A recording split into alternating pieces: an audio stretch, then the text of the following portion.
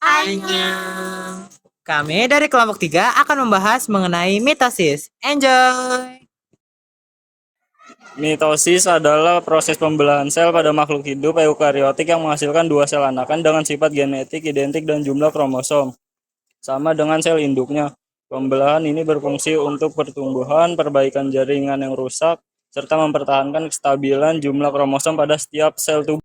Interfase adalah tahap terpanjang dalam siklus sel yang terjadi sebelum mitosis, di mana sel aktif melakukan metabolisme, tumbuh, menggandakan DNA, dan mempersiapkan segala kebutuhan untuk pembelahan.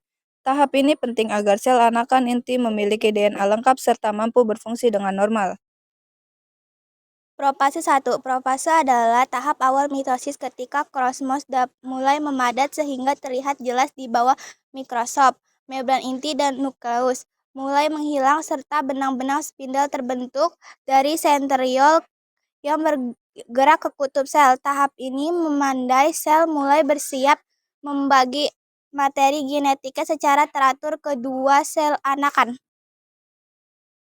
Metafase adalah tahap mitosis ketika kromosom yang sudah memadat berjajar rapi di bidang ekuator sel, dengan benang spindel menempel pada sentromer masing-masing kromosom. Posisi ini memastikan setiap kromatid saudara akan tertarik ke arah kutub sel yang berlawanan secara seimbang.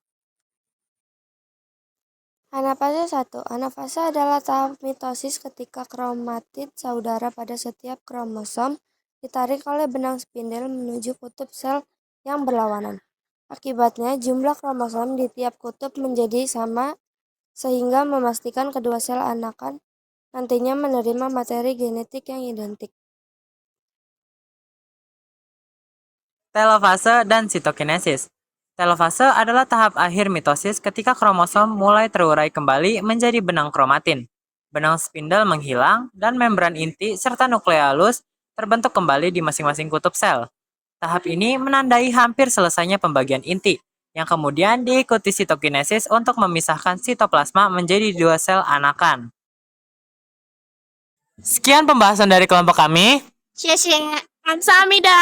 Arigato. Thank you. Terima kasih.